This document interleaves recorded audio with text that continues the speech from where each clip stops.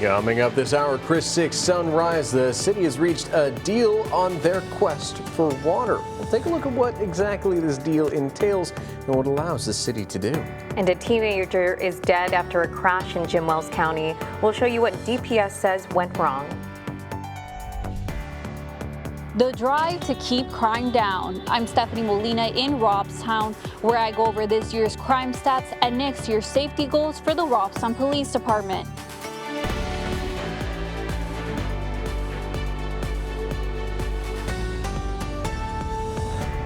Good morning, folks. Happy Monday and welcome to Chris 6 Sunrise. You're waking up with the Hoffmans. I'm Michelle Hoffman. And I'm Brian Hoffman. You know, it is a Monday, yes, but it is a Monday before Christmas. Yeah. And we may not have a white Christmas with snow, but it kind of looks a little white out there right now with all the fog. Right? Yeah. Meteorologist Stephen Jones. Good morning, sir. How you doing? Oh, good morning, you guys. You know, not doing too bad. It wasn't too chilly this morning. Actually feeling definitely above average. A little bit more like a summer morning. You know, you're talking about the fog out there, but it's the first week of winter, so not too much to complain about. Here's a live look out there right now at our SBID Skycam, and you can see those reduced visibilities definitely on the roadways as we're heading out. So want to give yourself a few extra minutes on this Monday morning commute, and definitely probably don't need the jacket as you're heading out today. Temperature is going to climb into those 80s later today, but taking a look at that traffic flow across our region, going to start off with the Harbor Bridge here to and from Portland this morning, good and green, as well as 181 all the way over to Taft, and 361 there going into Ingleside, 37 and 44 going into Calallen and Robstown respectively, both looking good and green this morning, so no issues to report there. Now into our major roadways here in Corpus Christi, Ocean Drive, SBID, Saratoga, and Crosstown Expressway all looking pretty good and green. Just Crosstown Expressway, maybe a minor slowdown there as you're working to the south towards Weber Road, and over towards Flower Bluff real quick, looking good and green, just the normal slowdown towards the Naval Air Station, but other than that, not too bad of a morning as we're starting off our Monday. Alrighty, Stephen, thank you so much. And folks, we'll get to your neighborhood news in just a bit. But first, the U.S. military is in active pursuit of a third sanctioned vessel off of the coast of Venezuela. 2 U.S. officials have confirmed the operation, and these are videos of 2 previous tanker seizures. One was conducted on Saturday. Officials say the vessel is, quote, flying a false flag and under a judicial seizure order. The Trump administration had previously sanctioned 6 vessels believed to be carrying oil from Venezuela. And last week, the president ordered a blockade of oil-sanctioned oil tankers coming and going from the country. So Texas Democratic Congresswoman Jasmine Crockett is out on the campaign trail in Fort Worth on Sunday. Crockett is vying for the Senate seat currently held by Republican John Cornyn. The 2-term Congresswoman's candidacy comes as her Dallas-based seat has been redrawn in a GOP-led redistricting effort. After one of the 2 Democrats already running for the Senate seat in 2026 abandoned his bid, Crockett will take on State Representative James Tallarico in the March 3rd Democratic primary. A Colorado judge is expected to consider the latest plea deal offer for 2 former funeral home owners. Carrie Halford and her husband John are accused of piling 190 bodies in a building between 2019 and 2023 and giving families fake ashes. They're also accused of defrauding the federal government of $900,000. In November, a judge rejected a prior plea deal after ruling the 15 to 20-year sentence was too lenient. The new state plea deal is for 30 to 50 years for John Halford and 20 to 35 years for Carrie Halford. So back here at home, the fog is to blame for a 7-vehicle crash that left 1 person dead in Live Oak County on Sunday morning. According to DPS, an SUV that was traveling on FM 1042 in heavy fog ran a stop sign at U.S. Highway 281. An 18-wheeler heading southbound on 281 hit that SUV. That set off a chain reaction accident involving 2 pickups, an SUV, and another 18-wheeler. 6 people in one of the pickups were taken to a Beeville hospital, where one of the passengers, a 16-year-old girl, died from her injuries. 4 other people were taken to hospitals in Beeville and San Antonio. No word yet on their conditions. Permits for new municipal wells along the Nueces River have been approved, clearing the way for expanding groundwater pumping from the Evangeline Aquifer.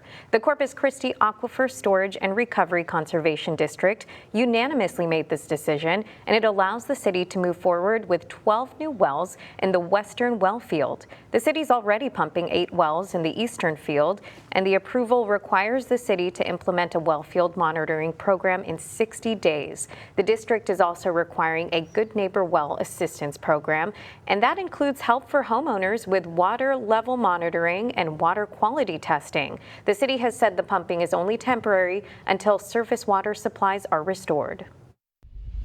Hi, security check.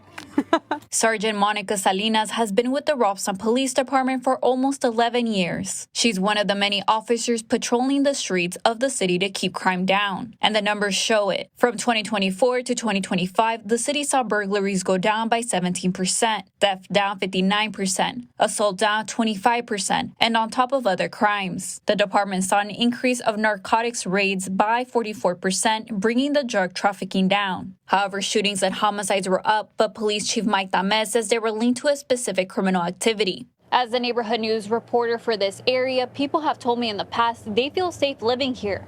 But did you know its crime per capita is higher than Texas and national average? That's why Chief Tamez says for 2026, they are going to implement more technology to keep the crime.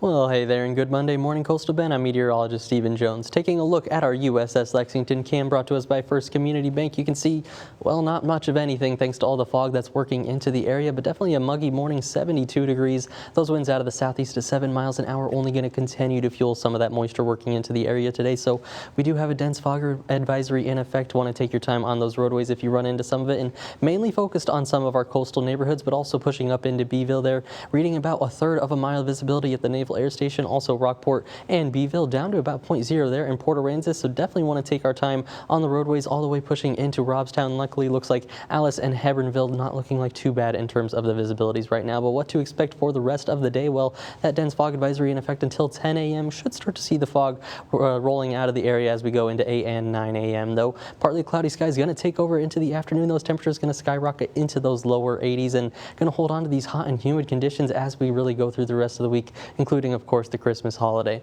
For our temperatures out there right now, starting off definitely warmer than average, supposed to be about 49 degrees for reference in terms of our morning lows. Right now sitting in those mid 60s, if not the upper 60s and the lower 70s across our region. 72 degrees there in Kingsville, also here in Corpus Christi. A little cooler in Ingleside, coming in at 68, and then the cool spot going to be 65 degrees as we work to the north in Beeville. But all of us, as we go into the rest of the afternoon, going to see those temperatures climb into those upper 70s, if not the lower 80s is what I have forecasted for here into Corpus Christi. As we go into tomorrow, really just going to do it all over again. We have that chance for morning fog also going into tomorrow.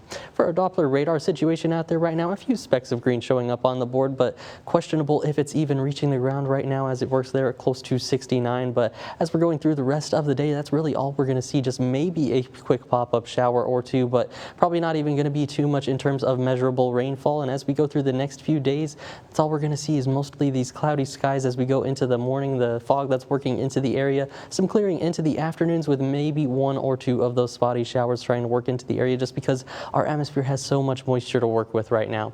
But under the upper level pattern, this ridge of high pressure really just causing those clouds not really going to be able to rise and get a lot of rain shower activity under the subsidence of that high pressure. So it's going to cause those temperatures to rise and not allow for a lot of that rainfall to take place. So the drought monitor not looking as great right now as we want it to. For our 7-day forecast, though, that's really what we're going to be seeing, almost that persistence forecast of hot and humid conditions in those lower 80s. Overnight lows about 20 degrees above average in those mid to upper 60s, holding on to this pattern into next week until we get that next weather maker in here by Monday just off the board. Stephen, thank you so much. The Department of Justice released thousands of documents related to its investigation into Jeffrey Epstein. But not everyone is happy. Coming up on Sunrise, Scripps News Group, Joe St. George has more on the Epstein files fallout. Welcome back, folks. 6:12 is your time, getting a very foggy look at our SPID cam. It Cleared up just a little bit in the past half hour, but it's still pretty reduced visibility out there. Might want to take it slow and leave a little bit early. We're going to be checking in on the rest of the roads, plus the weather, of course, with meteorologist Stephen Jones in just a moment. But first on some national headlines for you. So the Justice Department has released some files related to its investigation into Jeffrey Epstein and his accomplice Ghislaine Maxwell. But some lawmakers, they're frustrated with what the department has released, or more specifically, didn't release. Yeah, to talk more about the fallout, we bring in our Deputy Political Director, Joe St. George, this morning. And Joe, how is the Department of Justice responding to the criticism, and what are the chances that all the files will be released?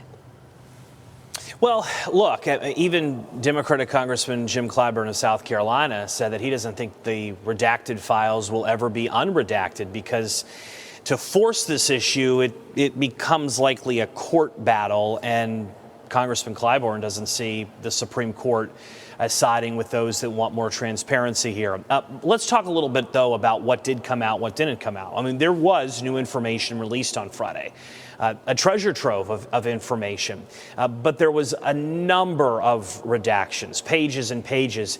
And to be clear, the law does allow for redactions. The law allows for things to be redacted if it would impact an ongoing investigation, if it depicts child abuse, to protect victims. All of those redactions are lawful. And the Department of Justice says that's exactly what they did in what was redacted.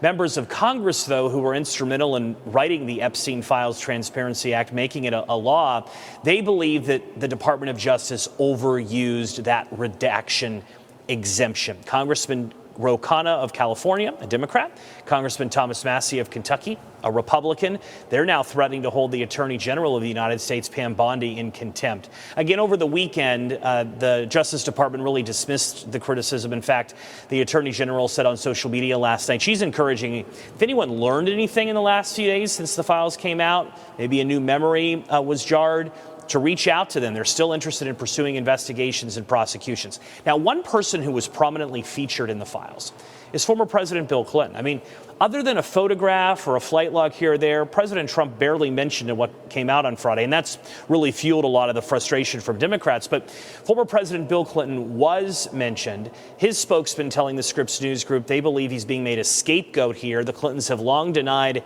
any wrongdoing. They don't think this is right at all, although Virginia Democratic Senator Tim Kaine did say over the weekend he thinks that President Clinton should address what at least was revealed on Friday, including the president in the pool with Ghislaine Maxwell and others. So we'll stay on top of it. But guys, we kind of teased this last week, right? We kind of knew that regardless of what came out, it wasn't going to be the end of the story, and it's clearly not the end of this story. Yeah, well, thank you so much for keeping track of all of this, Joe. Yeah, we definitely appreciate your unredacted reports. We'll look forward to talking again very soon. Good to see you guys. Well, good Monday morning, Coastal Bend. I'm meteorologist Stephen Jones, taking a live look at our USS Lexington cam thanks to First Community Bank.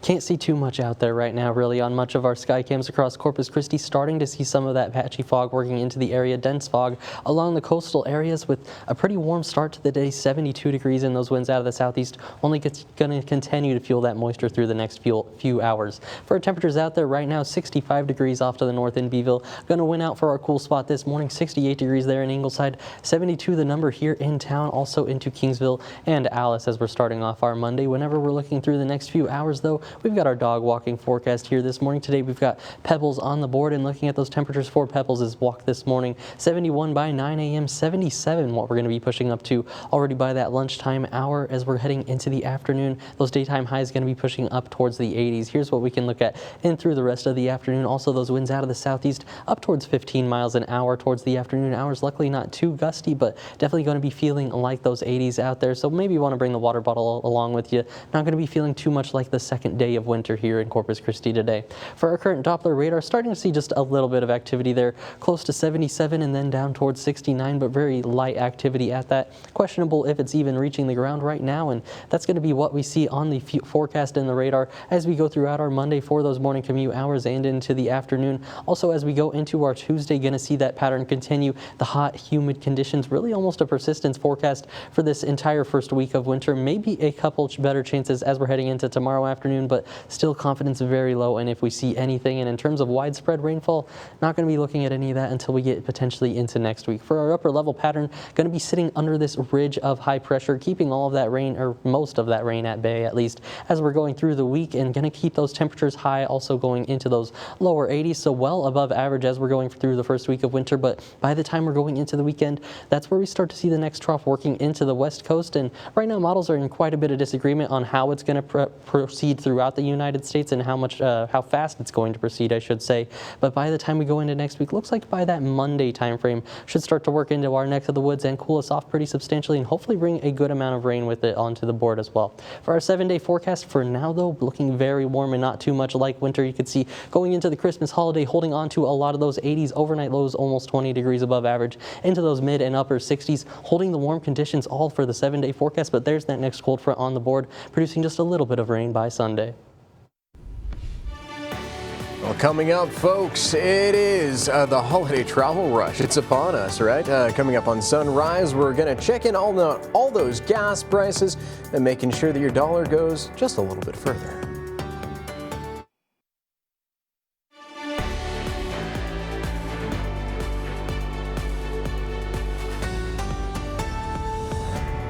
Welcome back, folks. So each and every week I track those gas prices both nationally and here at home, making sure your dollar goes a little bit further. And I got some good news for you. They are on the downward trend. Let's take a look, though. National average, according to GasBuddy, $2.80. Oh, man, that's the cheapest we've seen in a long time. That's down by 8 cents since Friday. And as for Lone Star State, $2.41, also down, that one by 5 cents since Friday. Here in the Coastal Bend, though, Corpus Christi specifically, $2.25 as the average, also down by about 5 cents. Cheapest prices I was able to find here in Corpus Christi, though, $2.16 at the Walmart on Staples. However, if you happen to have a Sam's Club card, well, it's $2.07 as of this morning. Saw that on my drive in. As for our Portland friends, cheapest price is $2.18 over the Murphy USA. And as for our island friends, looks like all the stations are in agreement. They are all sitting at $2.29 per GasBuddy this morning. As always, you can find cheaper prices, and these guys maybe stop and fill up because they fluctuate during the day. And I have all of these prices posted on our website, that's ChrisTV.com.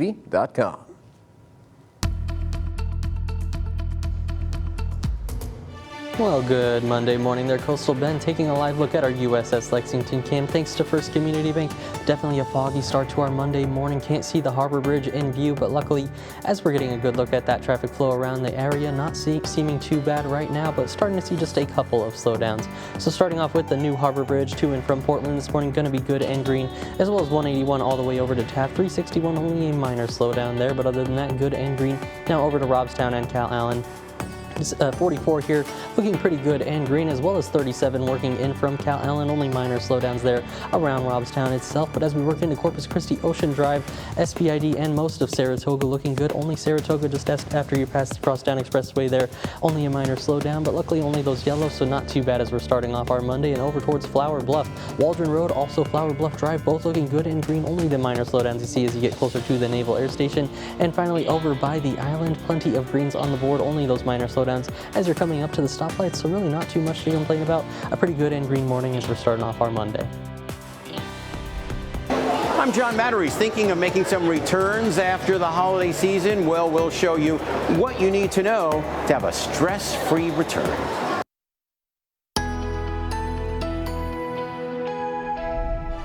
Well, it is the first Monday of winter, and as we're taking a live look at it, Snoopy Skycam, thanks to Matthew CCAC, not feeling too much like winter out there. 72 degrees as we're starting it off, and also a foggy start to the day. Pretty muggy for our Monday morning with a little bit of fog out there, seeing visibilities as low as a third of a mile or less. So definitely want to take your time as we're heading out for that Monday morning commute. But taking a look back at yesterday, also a very warm day. Keep in mind our averages supposed to be about 49 and 69 in terms of overnight lows and daytime highs. Yesterday, our morning low closer to that where we should be in terms of the daytime high, in those upper 60s. Daytime highs got up into those lower 80s, but still short of the record 87 degrees we set back in 1990. Either way, need some more rainfall to work into the area, sitting at just over 10 3/4 inches in terms of a rainfall deficit for the year.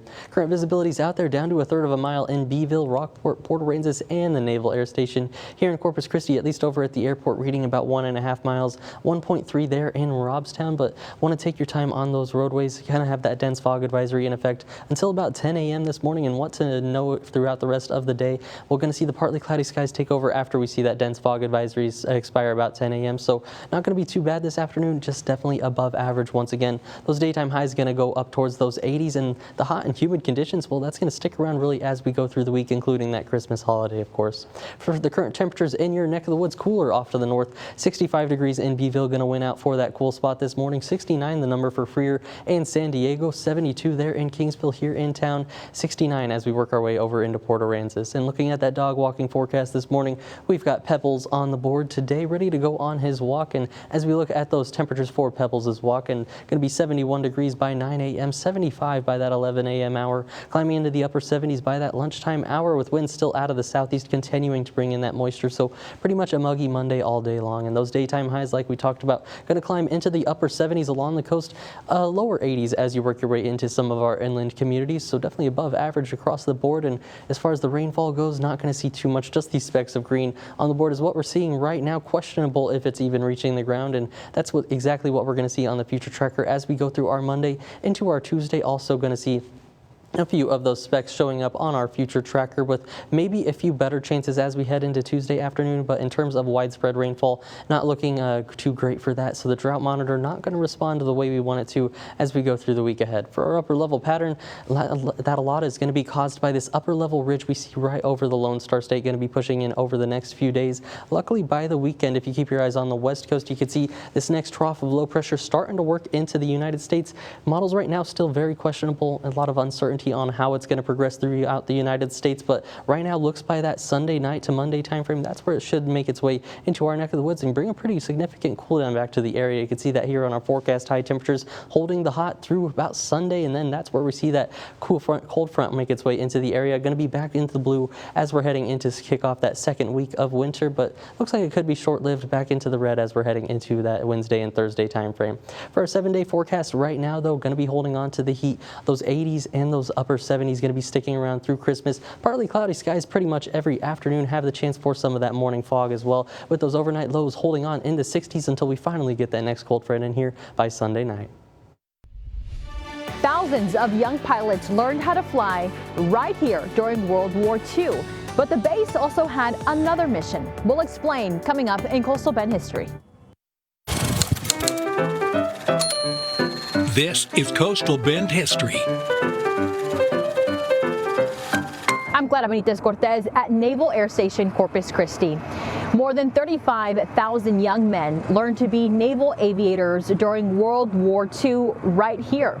From fighter pilots to transport pilots, many got their start right here in the Coastal Bend. But the base and its auxiliary fields weren't just for training. Even though Germany surrendered on May 8th, 1945, NAS Corpus Christi housed over 150 German prisoners of war from August 1945 to March of 1946. The POWs were assigned work on the base and earned 80 cents a day for their labor.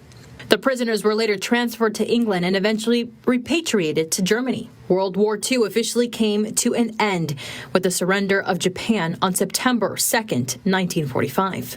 At war's end, there were 997 buildings at NAS Corpus Christi. The total investment had grown to more than $100 million, which today would be nearly $2 billion. Though the war was over, the need for a strong military did not disappear. A new war was just beginning, the Cold War. Training naval aviators continued to be mission number one for NAS Corpus Christi. But the new, more advanced aircraft meant the training period would have to be extended to 18 months. In 1948, the Naval Air Advanced Training Command was transferred to Corpus Christi from Jacksonville, Florida, and NAS Corpus Christi became a permanent installation, but some of the auxiliary fields were lost to history. Waldron Field closed on April 1st, 1946. Chase Field in Beeville was shut down on July 1st. The Naval Air Technical Training Center on Ward Island remained open until 1947, when it was moved to Tennessee. That move cleared the way for what would later become Texas A&M Corpus Christi. In the spring of 1947, the Navy closed Cuddy Field, which was later leased to the city of Corpus Christi for $1 a year. It became an auxiliary field for Cliff Mouse Airport, and all private aircraft were moved there. In May of 1947, And again in October of 1951, after the Korean War, NAS Corpus Christi was home to the Navy's Blue Angels, before they eventually moved to Pensacola, Florida. In 1958, Cabinets Field was closed, and many of its buildings auctioned off, but the airstrips remain in use by the Navy. In July of 1969, the Navy reactivated the Waldron Field for touch-and-go practice for student pilots. Rodd Field, the first of the auxiliary fields, was closed in 1947, but used for housing until 1958. In December of 1959, part of Rodd Field was given to NASA for an orbital tracking station for Project Mercury, Gemini, and Apollo space flights. It was one of 17 across the planet and remained in operation until 1974. For more than 80 years, NAS Corpus Christi has been a major part of the city of Corpus Christi. If you would like to learn more, just go ahead and scan this QR code or head over to our website, christv.com. I'm Clara Benitez Cortez at NAS Corpus Christi.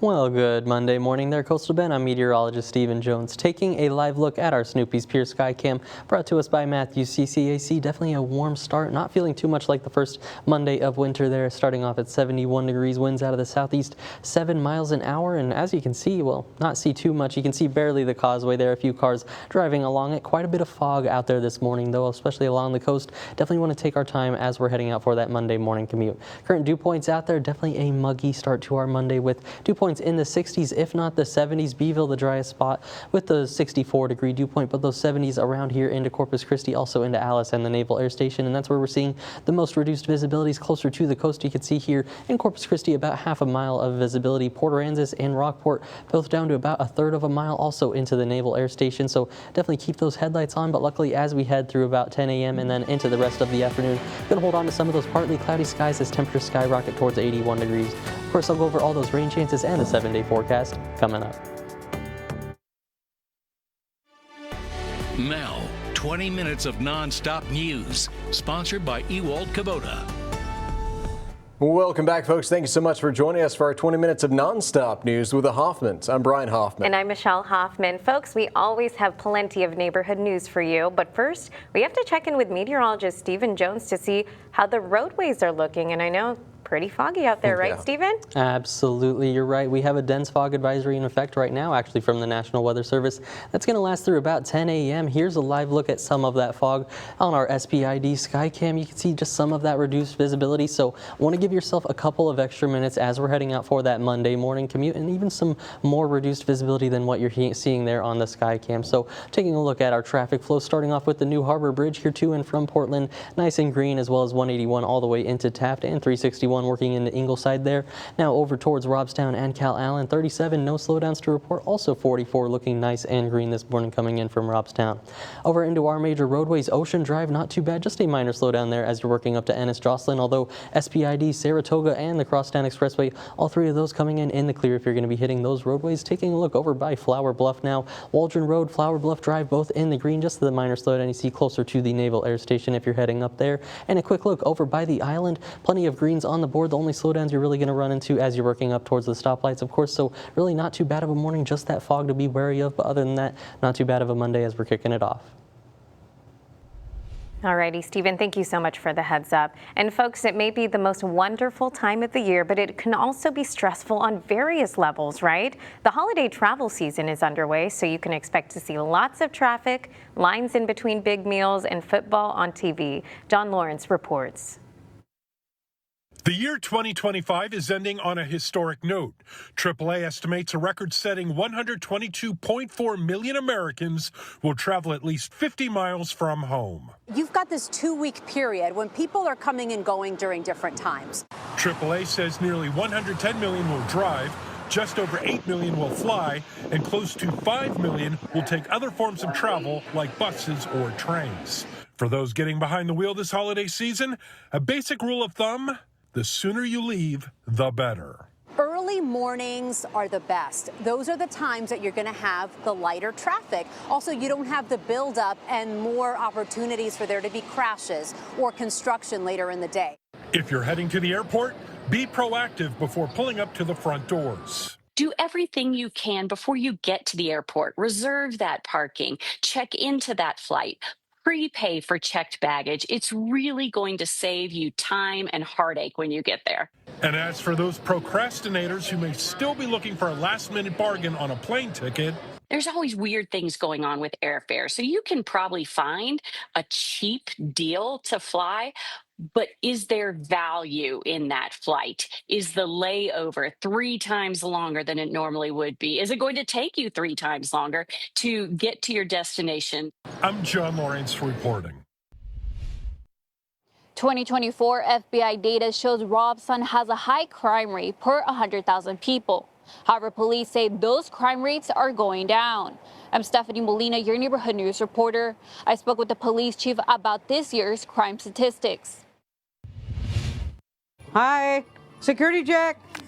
Sergeant Monica Salinas has been with the Robson Police Department for almost 11 years. Normally I'll do maybe anywhere from 5 to 10 stops during the day, and then I'll go and do my security checks and then go to the PD if I have any reports that need to be approved. She's one of the many officers patrolling the streets of the city to keep crime down, and the numbers show it. We've been blessed enough that we had a reduction in crime from last year to this year, followed by a previous year of another reduction. From 2024 to 2025, the city saw burglaries go down by 17%, theft down 59%, assault down 25%, and on top of other crimes. The department saw an increase of narcotics raids by 44%, bringing the drug trafficking down. However, shootings and homicides were up, but Police Chief Mike Tamez says they were linked to a specific criminal activity. As the neighborhood news reporter for this area, people have told me in the past they feel safe living here. But did you know its crime per capita is higher than Texas and national average? I don't want to have a high crime city. Robstown should never be known as that. Unfortunately, it is, and historically it is. That's why Chief Tamez says for 2026, they are going to implement more technology to keep the crime rate down. To give our dispatchers an additional tool to help us proactively get these criminals before that crime can occur. Police Chief Mike Tamez says they will step it up next year and work more to keep the community safe. In Robstown, I'm Stephanie Molina, Chris 6 News. Well, hey there, Coastal Bend, and happy Monday. I'm meteorologist Stephen Jones. Taking a live look out at our USS Lexington cam brought to us by First Community Bank. You can see not too much of anything right now out there. Some dense fog definitely working in towards the Lexington and across much of the coastal areas right now. So want to take your time on those Monday morning commutes. Also feeling a little bit more like summer, starting out in the lower 70s as we're kicking off our first Monday of winter.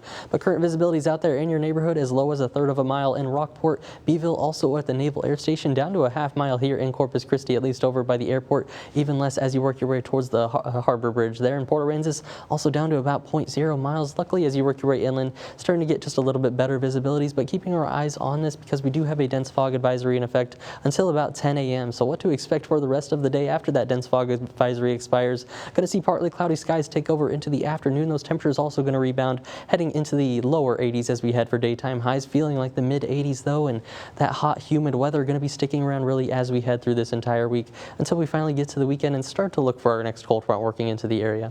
For current temperatures in your neck of the woods though, the cool spot going to be Beeville, the winner for it this morning, 65 degrees, 68 there in Ingleside, 66 as we work our way to the northwest in Cotulla, 72 the number for Corpus Christi as well as Kingsville, and as we work our way to the west there in Alice. Whenever we're looking at our dog walking forecast this morning, today we've got Pebbles on the board ready to go on his walk, and as we look at those temperatures for his walk this morning, going to be 71 by 9 a.m. Pretty warm out there by that lunchtime hour, already into the upper 70s with winds out of the south 5 to 10 miles an hour. Going to be feeling like those 80s, so hopefully bring the water along for that walk today. As we're going through the rest of the day, though, going to be seeing those 80s around the entire coastal bend, if not the upper 70s at least along the coast there, maybe just slightly cooler with some of that water-cooled air, but 81 degrees the forecast high there in Kingsville, also here into Corpus Christi, definitely above average, supposed to be sitting about 69 degrees for this time of year. For our current Doppler radar situation, not seeing as much rain as we want on the board. Questionable if the greens you're seeing on there are even reaching the ground right now, but what we are seeing is exactly what we're going to see through the rest of our Monday and into our Tuesday, with just some very spotty activity. So if you want to leave the umbrella at home, I think you'd be okay too as we're going through this week. But as we go into next week, hopefully we start to see a little bit more rain on the board. Tomorrow, maybe just a slightly stronger chance at one of those spotty showers, but still, I think you're going to be okay if you want to leave the umbrella at home. And that's really because of this high pressure we're seeing sitting right overhead for the Lone Star State. Going to maintain its pattern throughout the next couple of days, but by the weekend, that's where we finally start to see that next upper level trough working into the west coast. Should be in our neck of the woods as we're kicking off that second week of winter for next week. So for now, the 7-day forecast going to be remaining pretty warm in those upper 70s and the lower 80s as we're heading into the holiday. Overnight lows also about 15 to 20 degrees above average in those mid 60s with that next cold front on the board by Sunday night. Stephen, thank you so much. So this holiday season, Girl Scouts of Greater South Texas are turning service into a friendly competition, all to help neighbors in need right here in the Coastal Bend. 4 Girl Scout troops are teaming up to support the Salvation Army's Red Kettle campaign, and the fundraiser has helped thousands of families and provides assistance to the community year-round. Starting today, 2 Girl Scout troops will be ringing bells at Hobby Lobby in Moore Plaza, and 2 other troops will be at the Saratoga Walmart from 2 p.m. to 6 p.m. Some of the Girl Scouts even came to our Chris 6 studio to talk about their effort and encourage neighbors to come out and support them. Well, we want to help raise money to give to others who are in need. I like to see the community get well. It's fun and it's going to be nice seeing smiles. Oh, they are so sweet. And folks, if you want to help support the Salvation Army, each Girl Scout troop will have their own QR code and donation link. We also have details on how you can donate on christv.com. After the holidays, stores and malls fill up again as shoppers return what they didn't want. But keep in mind, return policies change during the holiday season, and making that return may not be that simple. Holiday shopping season is about to turn into holiday return season. Cindy King plans to wait for crowds to die down. No, I don't like to do returns, no. But don't miss the return windows, especially with electronics and furniture. Earlier this year, Brenda Reynolds told me she was denied a return on her defective couch because she waited too long. They said we only had 3 days to report a problem. Otherwise, they could not refund or replace the couch. Douglas Bowman, professor of marketing at Emory University, explains how holiday returns hit retailers' bottom line. They have to have labor kind of waiting for the stuff to come in. I got to potentially discount the item. Most retailers offer free in-store returns, but many now charge for return shipping. Take Macy's, for example. Unless you're a Star Rewards member, return shipping is $9.99. Before you buy, in-store or online, the Better Business Bureau's Melanie McGovern says know a retailer's return policy. Knowing if you're going to get your money back, if there's an even exchange, if there's a restocking fee. For smooth returns, include gift receipts. It's not too late to request one. Keep items in original packaging.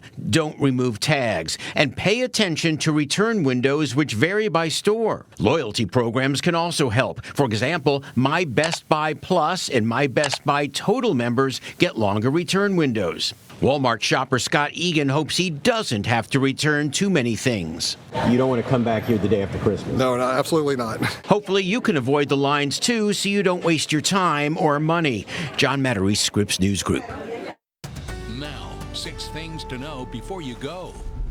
All right, to start out this list, the city's groundwater district unanimously approved permits for new municipal wells along the Nueces River. The vote by the Corpus Christi Aquifer Storage and Recovery Conservation District allows the city to move forward with 12 new wells in the western well field. The approval requires the city to implement a well field monitoring program in 60 days. The district is also requiring a Good Neighbor Well Assistance Program, including help for homeowners with water level monitoring and water quality testing. 1 person is dead and several are injured after a multi-vehicle crash in Live Oak County. According to the Texas Department of Public Safety, 7 cars were involved in the accident Sunday morning on U.S. Highway 281 at FM 1042. A 16-year-old died from her injuries. 6 other people were taken to area hospitals and no word on their condition. DPS believes heavy fog is to blame for the accident.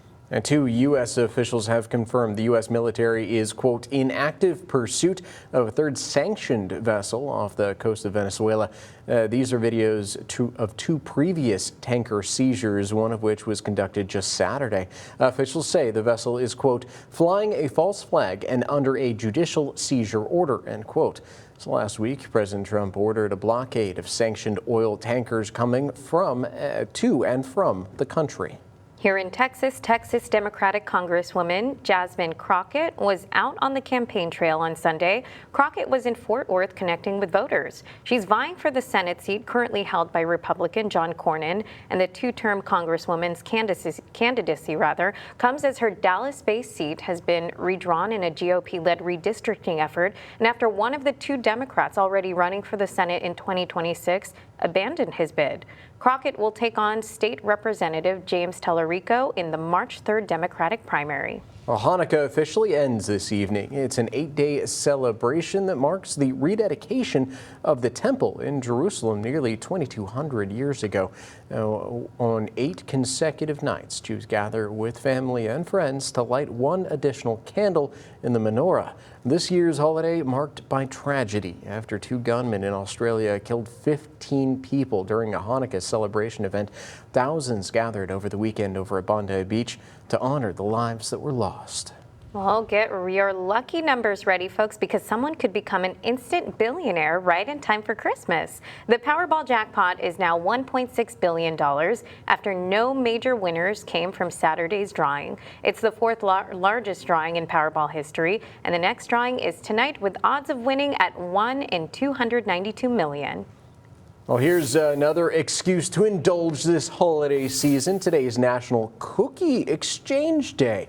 That's when each person in a group bakes their own version of the goodies, and then they exchange cookies to try different varieties. And here's a little history to snack on for you folks from nationaltoday.com. Persia actually holds the title for baking the earliest cookies back in the 17th century. Now, I did a little bit of research before this story came out, and it's not really what you might think of cookies. So this was done in modern day Iran. The first cookies were actually created as a way to test the temperatures of the oven beforehand, before they bake a bigger cake. So before they do that, just a little test batter, right? And then eventually, once sugar was introduced to the region, you know, those delightful little snacks were more modernized, I should say. Cookies, bite-sized cakes. Exactly, bite-sized. That's essentially what they are. What's your favorite cookie, really Stephen? Cool. Gotta go with solid chocolate chip, you know. What about y'all? Double dark chocolate. Ooh. I'm a white chocolate girl. Really? Yeah, I don't know.